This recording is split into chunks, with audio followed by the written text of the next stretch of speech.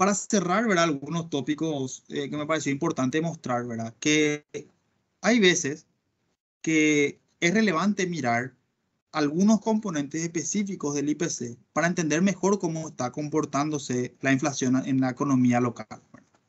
No todos los precios que integran el IPC presentan igual comportamiento. Algunos precios se caracterizan por su volatilidad o por influencias estacionales. Otros precios están más relacionados con el comportamiento de determinadas variables macro, como el tipo de cambio o los salarios.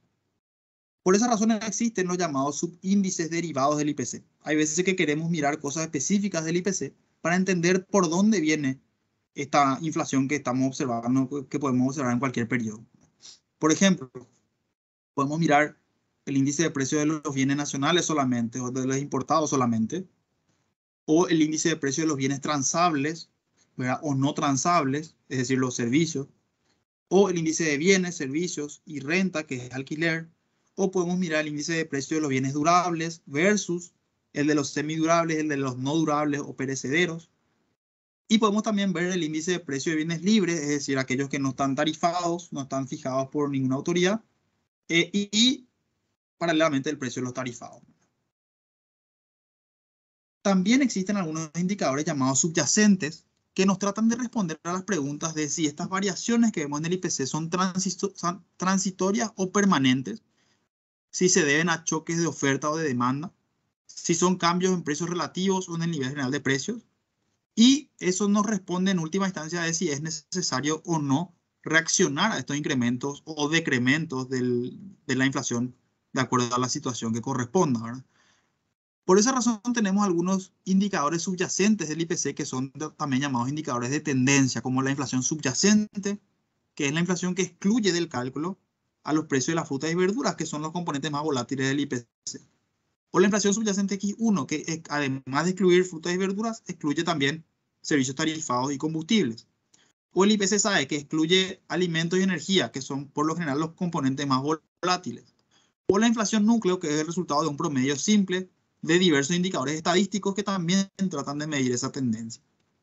Simplemente para mostrarles acá, vemos en este gráfico la variación interanual del IPC general en la línea azul oscura y de los diferentes indicadores de tendencia, ¿verdad?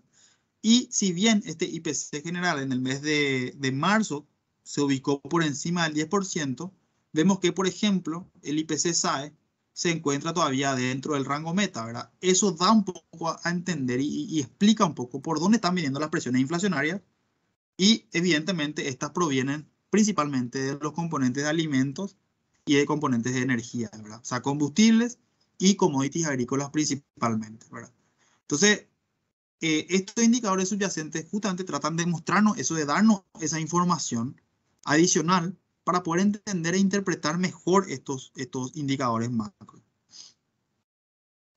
Una aclaración que quería hacer acá antes de cerrar es que hay veces también que se confunde y se piensa que el BCP es el que fija el salario mínimo, ¿verdad?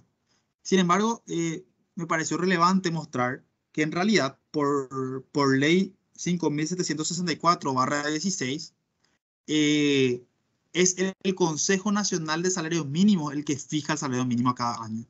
Y simplemente el BCP cumple en informar a esa comisión año a año cuánto fue el incremento acumulado a la inflación en el año. Pero es el Consejo Nacional de Salarios Mínimos el cual toma la decisión. Por tanto, el Consejo Nacional, la política salarial del país está, digamos, fijada o diseñada por el Ministerio del Trabajo. El BCP realiza el cálculo del IPC y lo pone a disposición de la sociedad y provee el dato de inflación, pero no participa del Consejo de Salario Mínimo. Entonces también es un error pensar que el BCP fija el salario mínimo cuando no es así, ¿verdad? El BCP simplemente informa acerca de la tasa de inflación del periodo solicitado. Y finalmente, una distinción importante es que muchas veces también pensamos que el IPC es una medida del coste de vida o del costo de vida, ¿verdad? Del costo de vida, que es una medida exacta del costo de vida. Y si bien el IPC pretende medir más o menos, ¿verdad?, el costo de vida de los consumidores, en realidad no es exactamente así y no lo mide de manera perfecta. De hecho, un estudio realizado en los Estados Unidos arrojó el resultado de que el IPC en todos los países del mundo, ¿verdad?, sobreestima el costo de vida por aproximadamente 1% al año. Eso quiere decir que el IPC hace que el costo, o sea, la variación del IPC, la inflación, está por encima de la variación del costo de vida, ¿sí? ¿Y por qué ocurre esto? Bueno, existen tres razones por las que el IPC subestima el costo de vida. Y principalmente me quiero referir a este primer sesgo, que es el sesgo de sustitución, ¿verdad? Como dijimos, el IPC se fija de acuerdo a una canasta familiar de bienes y servicios, una canasta típica, que se calcula en un año determinado, ¿sí? Pero esta canasta se mantiene fija en el periodo y lo único que se miden son los precios para estos bienes de esta misma canasta. ¿Eso qué quiere decir? Que a efectos del IPC, si sube la carne, por ejemplo, la carne sube de precio, el IPC asume que el consumidor típico consume la misma cantidad de carne, independientemente del precio de la carne. Sin embargo, el costo de vida debería tener en cuenta factores como la sustitución que existe entre productos.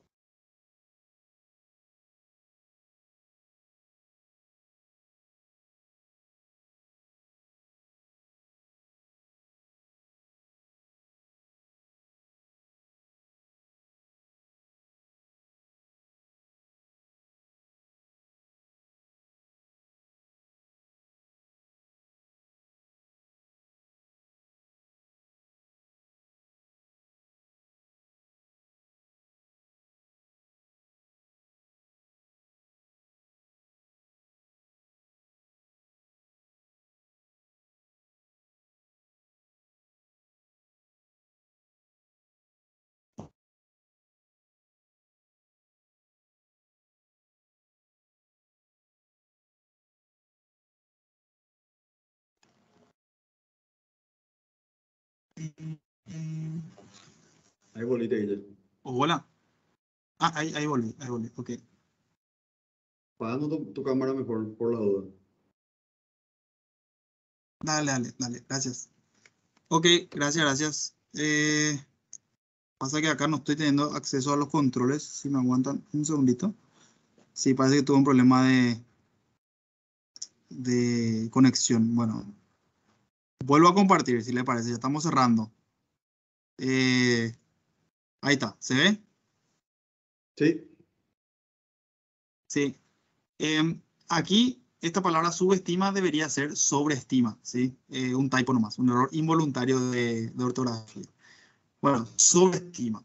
Como le iba diciendo, ¿verdad? El IPC sobreestima el costo de vida, principalmente por este sesgo de sustitución, ¿verdad? El IPC asume que o sea, que la cantidad consumida por los consumidores es invariable, mientras que el costo de vida, si nos ponemos a pensar, tiene que tener en cuenta esa sustitución que existe. Por ejemplo, sube mucho la carne y yo consumidor de repente sustituyo, en vez de consumir carne, consumo más pollo, consumo más cerdo, con lo cual mantengo de manera constante mi satisfacción, ¿verdad? O sea, cubro mi necesidad sustituyendo unos productos por otros, ¿verdad? El IPC no tiene en cuenta esto. Y el IPC lo que hace es mantener fijo las cantidades consumidas por los consumidores y por lo tanto este estudio arrojó ese resultado, ¿verdad? Que aproximadamente 1% al año es lo que el IPC sobreestima el verdadero costo de vida de la persona. Entonces eso simplemente para tener en cuenta me pareció muy interesante mostrar, ¿verdad? Y con eso entonces estaría terminando mi presentación.